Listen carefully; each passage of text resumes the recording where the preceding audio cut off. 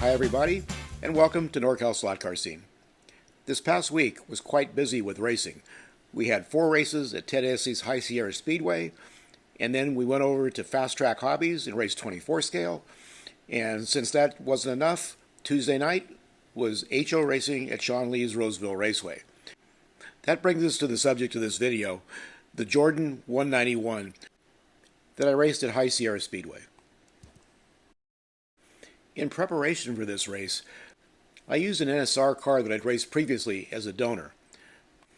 In our NorCal group, we're required to run the NSR motor, stock gear ratio, which I took off the NSR car, wheels and tires are open.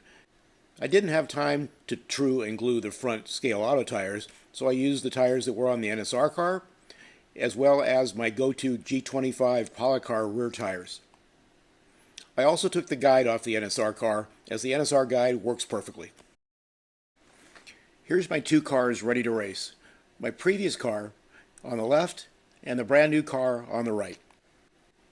When I got to the track and tested both cars, my original car was about 1/10 faster than the new car, so I'm going to have to work on it a little bit. But it was right in the ballpark, so I think it was a success. I really wanted to race the Jordan, so the only obvious answer was just switch the bodies. The Scale Auto Jordan 191 looked great in a sea of NSR F1 cars. So, how did it do? In its first race, sort of, since this was my original car with the Jordan body, it was on the top step of the podium, with a 6-lap margin of victory.